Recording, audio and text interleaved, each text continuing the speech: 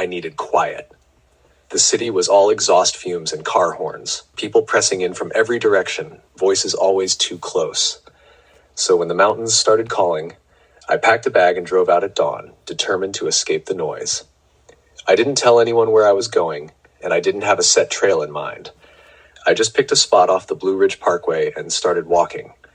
By noon, I'd slipped off the main trail, following a deer path down a narrow valley, ducking through brambles that tugged at my clothes and scraped my skin. The air was thick and damp. It was quiet here, too quiet, like the forest was holding its breath. But that's exactly what I wanted. Just me and the trees. Then I saw it. The bones.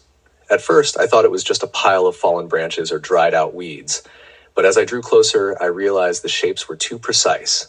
They were bones, sun-bleached and arranged in a line that stretched through the undergrowth, winding through the brush like some twisted breadcrumb trail. I'm not squeamish. I grew up hiking, and I've seen plenty of animal remains in the woods. But this was different. The bones were laid out with such care, each one just so, like they were waiting for someone or something. And there were other things tucked among them, too. Rusted belt buckles, scraps of leather, a broken pocket knife. Stuff that looked like it had been out here for decades. I crouched down to get a closer look, feeling a cold prickle at the back of my neck. These weren't the bones of animals that had just died here. They'd been collected, arranged. A trail left for someone to follow. For someone like me.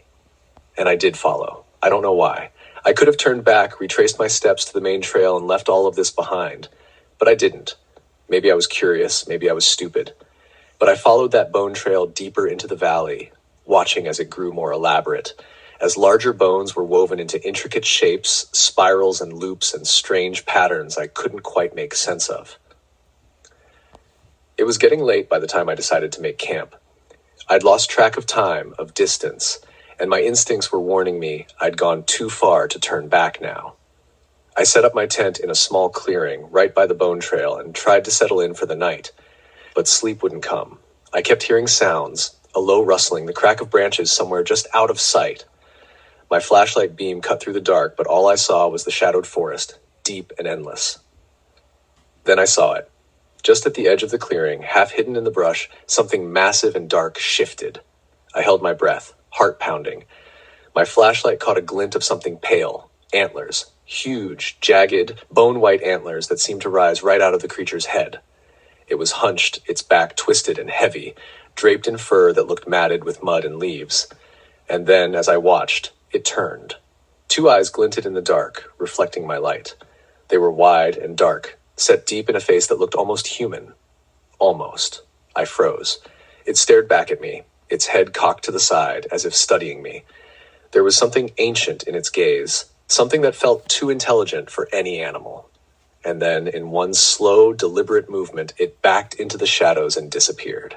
I sat there, clutching my flashlight, too scared to move, too terrified to even breathe. Finally, exhaustion took over, and I drifted into a fitful sleep. When I woke, the bones had moved. The path now circled my tent in a perfect ring, bones and bits of rusted metal arranged in a tight, precise pattern around my camp. In the middle of the ring was a fresh pile of bones, clean, white, stripped of every last scrap of flesh. And right on top of the pile was something that made my stomach turn. It was my watch. The same one I'd been wearing the day before. I didn't stop to think. I grabbed my pack and started hiking, moving as fast as I could, trying to find my way back to the trail. But no matter which way I went, I kept ending up back in that clearing, back by that circle of bones. Panic clawed at my chest. I was trapped here, caught in some twisted game, and I didn't know the rules. Night fell again, and once more I heard it. The rustling, the low, heavy sounds of something moving just beyond the light. I turned, and there it was, emerging from the shadows, its antlers scraping against the branches, eyes fixed on me with that same dark, unreadable gaze. This time, it didn't disappear. It stood there, watching me.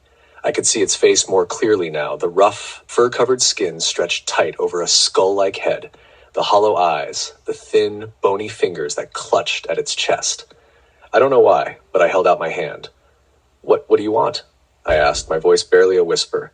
It tilted its head, eyes locked on me. I could feel the weight of its stare. the way it seemed to see right through me, like it was searching for something deep inside. And then, slowly, it raised one bony hand, pointing at my chest, at the compass that hung around my neck. My father's compass. The one I always brought with me, my lucky charm. I hesitated, fingers brushing against the cool metal. This? You want this? The creature let out a low, keening sound, almost a moan, almost a sigh. Its eyes softened, and for a moment I felt something that almost resembled pity. Slowly, I unhooked the compass and held it out. The creature took a step closer, extending one thin, trembling hand. Its fingers closed around the compass, and it let out a shuddering breath, as if relieved. Then it took a step back, antlers scraping the trees, and pointed one last time toward the forest edge. I looked, and there it was, a clear path leading out of the valley, back toward the main trail. I turned to thank the creature, but it was already gone, vanished into the shadows. I didn't waste any time. I ran, following the path that, not looking back until I reached the safety of the main trail. But even now, back in the city, I feel it. A pull, a faint tug deep in my chest. Like the mountains are calling me again, like something's waiting for me out there, something unfinished. And sometimes, in the dead of night, I can still feel the weight of that ancient gaze, like the creature left a piece of itself with me, and took a piece of me in return.